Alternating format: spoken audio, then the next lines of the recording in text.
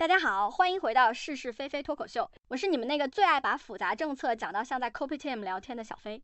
最近后台真的被问爆了，不是问我马币会不会再升，也不是问我一党会不会当首相，而是清一色一句话：小飞，现在到底为什么这么多中国人、台湾人、香港人跑来申请马来西亚第二家园？为什么我朋友一批就过，我却被卡？是不是给钱就一定拿得到？今天这一集我跟你讲清楚，不卖梦，不画饼，不帮中介打广告，就讲现实。你听完这一集至少会知道3件事。第一，你到底适不适合 MM2H？ 第二，为什么有人稳稳过，有人直接翻车？第三，最重要的，怎么不要白白送钱给中介，还换来一张拒信？我们直接来。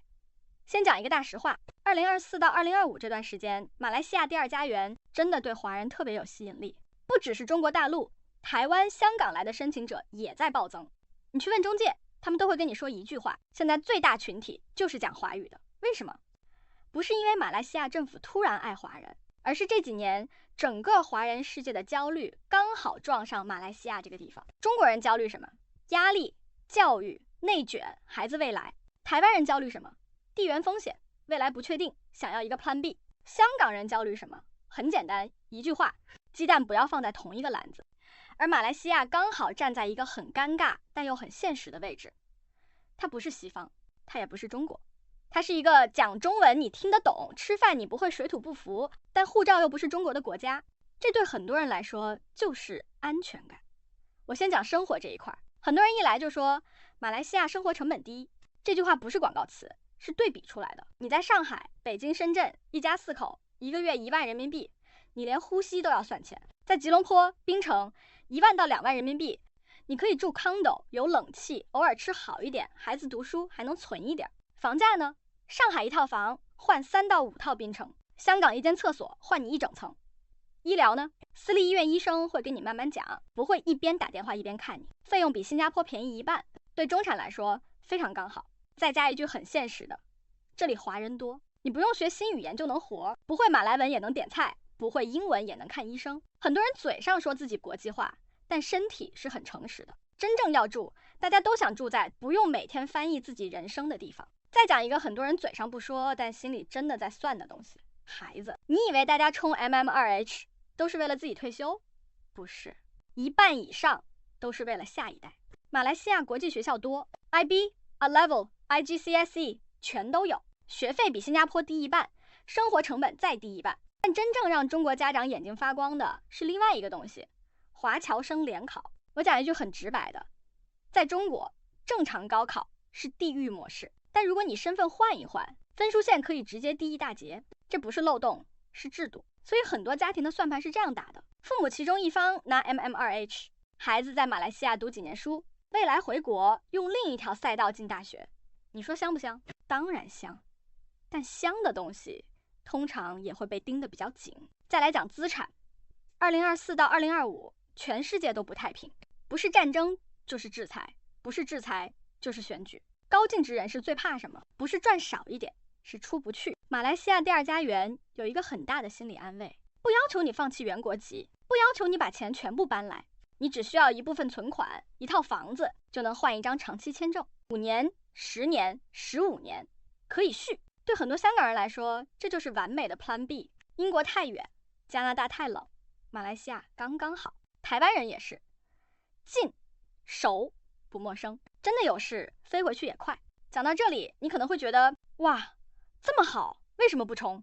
慢一点，我现在要讲你最应该听的一段。不是每一个人都会批，而且句的越来越精准。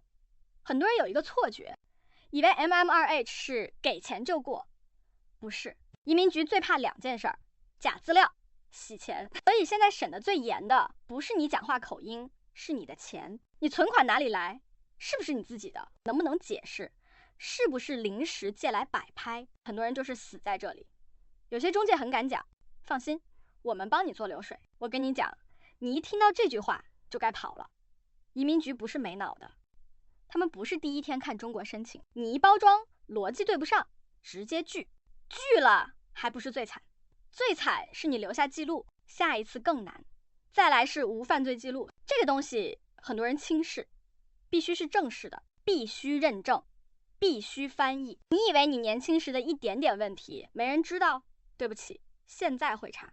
健康也是，不是说你感冒不行，而是传染病、重大疾病是真的会刷掉。还有一些人是输在很小的地方，文件不齐，格式不对，照片不合规格，听起来很好笑，但真的有人就因为这些 GG。 还有一个最近变多的情况，背景调查。2025年开始，皇家警察会随机抽一些人面试调查，如果你背景复杂，讲不清楚，或者你自己都不知道自己在申请什么，那就危险。房子也是一个雷区，新政策不是可买可不买，是要买，而且要买对。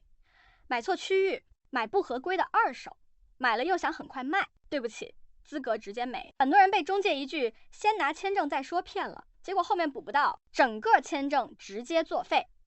所以我常讲一句话， MMRH 不是诈骗，但错误的期待一定会让你觉得自己被骗。讲到这里，我要讲一点得罪人的话，很多翻车案例不是政策问题，是人自己没想清楚，你到底要什么？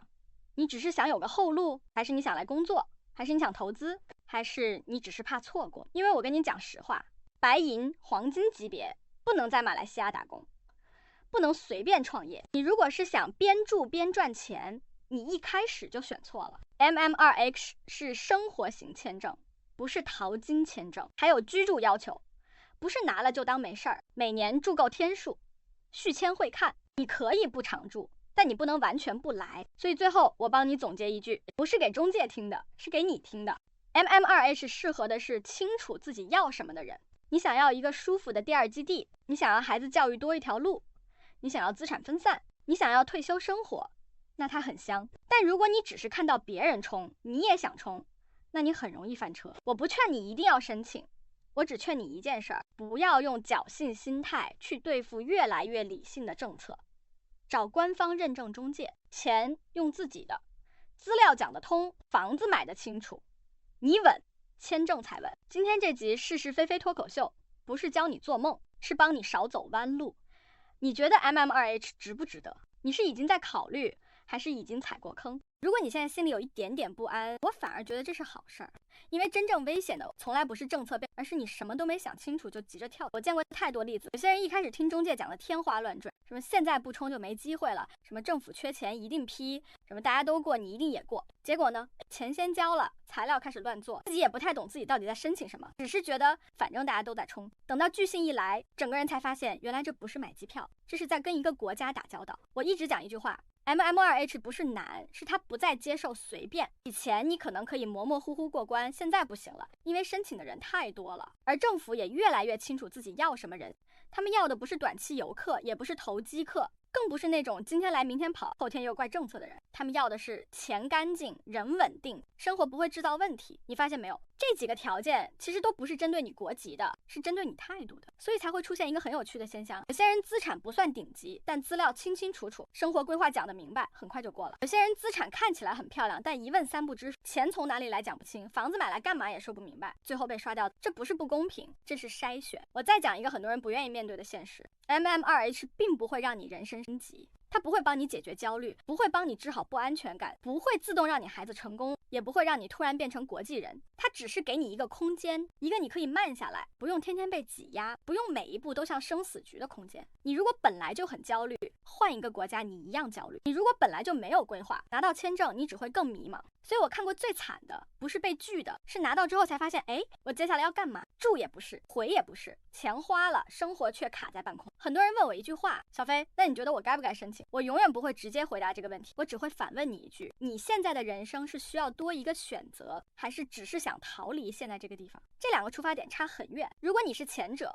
MMRH 是一个很好的工具，如果你是后者，你不管去哪里都会把问题一起带过去。我也要提醒一件很现实的事情， MMRH 不是终点，它不是 PR， 不是护照，不是移民成功，它更像一张长期居留证，续不续看你表现，住不住看你规划。你不能用一步到位的心态来看它，你要用阶段性选择来看它。很多人一开始就问，那以后能不能转 PR， 能不能拿护照？我跟你讲，你连在这里住不住的习惯都不知道，就想着10年后的事儿，那是给自己增加焦虑。先活下来再谈升级。还有一点我必须说，这几年来马来西亚的人会越来越多，但留下来的不会那么多。原因很简单，不是每个人都适合这里。有人受不了热，有人受不了慢，有人受不了政府效率，有人受不了这里不是国际大都会，这些都不是对错，只是适不适合。所以如果你真的打算冲，我反而建议你先来住一段时间，不要一来就想着我以后就定了。先看看你喜不喜欢早上喝 cookie， 看你能不能接受。事情不是马上解决，看你习不习惯这里的节奏。你能接受，那才叫第二家园；你不能接受，那只是一个签证。再讲回中介这件事儿，我知道很多人听到这两个字就烦了，但我还是要讲清楚，不要找便宜到离谱的，不要找保证通过的，不要找一直催你快点给钱的。一个靠谱的中介，第一件事不是跟你讲能不能过，而是跟你讲你适不适合。